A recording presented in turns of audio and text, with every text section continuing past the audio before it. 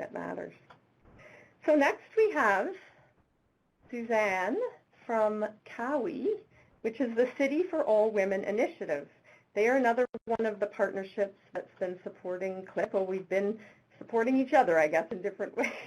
There you go. But we've certainly gained a lot, Suzanne, from having discovered COWI and then from knowing about the resources and sharing the resources that you've already developed as well as your stories. So it was very exciting when we were networking at first to find partnerships that put equity-seeking communities at the center of their leadership. There were a couple of people who mentioned COWI. So you know, many paths led us to you, and we're thrilled to have you with us today to share about your stories and also your wonderful resources. And I presume you're going to advance your slides, am I right? I will be doing Oh, Stephanie's advancing your slides. I will subtly say next. There we go. Beautiful. So, bonjour tout le monde. I'm pleased to be with you here today, and I am speaking from the perspective of a woman who's a settler, who's white, middle class, heterosexual, and doing my best to draw upon the experience of the diversity of the women in COWI's network. Next slide. Next slide. There you go. So City for All Women Initiative is an Ottawa-based organization of women across diversity, organizations, and academics working with city decision makers to create a more inclusive city and promote gender equality. If you could just go back to that last slide, actually, I just wanted people to kind of, if you could reverse back there just to see that's some of the women in the network working with women across a wide range of diversity. Next slide. This peach scarf you see hanging from a tree is what women wear when we go to City Council to show our support for one another, and in that way create some equal balance and power that all of our voices matter as City Council recognizes all of us in the room. Next. Next slide. In 2005, City Council passed a motion to work with COWI to develop tools to promote gender equality. We realized that to do so, we needed to take into account the full diversity of who we are as women and men and not to treat gender in a binary way. So on the next slide, you'll see that this intersectional understanding of inequities resulted in the development of an equity and inclusion lens with the City of Ottawa. Next slide. In this lens, there are 11 equity groups are emphasized while recognizing the diversity within each of these groups. And to help make that happen, there's a tool for the equity inclusion lens, and then there's 11 snapshots that help to go into understanding some of the facts and history and contributions and diversity within each of those populations.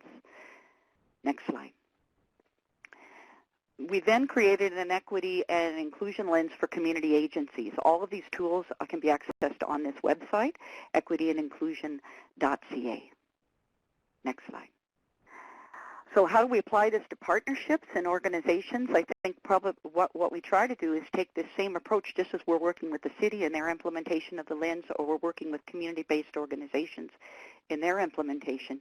We're trying to put these principles to work in the work we do with the City of Ottawa or with community organizations. Because we're involved especially in working in low-income neighborhoods around helping women and residents in general to have a voice with city government. So some ways about how we apply that particular aspect of our work. If we go to the next slide. The approach within the equity and inclusion lens is here you see the diagram. Consider your diversity, check assumptions, ask about inclusion, and apply it to your work. And through all of this, be an ally. So I just want to briefly walk you through some of these concepts so you can reflect on how they apply to your work. Consider your diversity in the next slide. This diversity wheel helps to reflect on diversity. The inner circle are the social factors in our lives where we may have more or less disadvantage or privilege.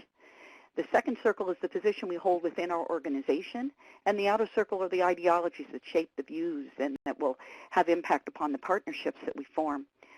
So we ask ourselves who's with us when we gather at the table, who's missing and why, what's the power or the privilege we each bring as individuals and in organizations, and what's the experience of inclusion in our lives that might help us to be empathetic with those in the room to work toward being an ally.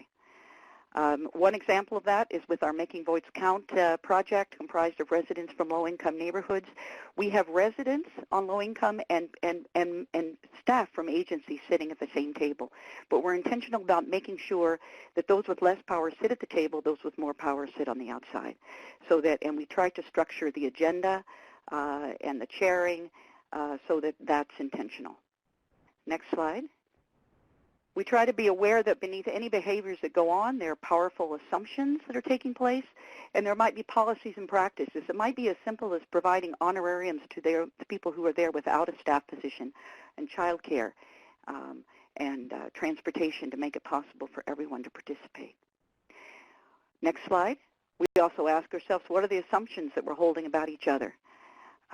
And how do we indeed realize that we are not all going to climb that tree or get those apples in the same way. And in fact, people might have whole other perceptions we're not even aware of.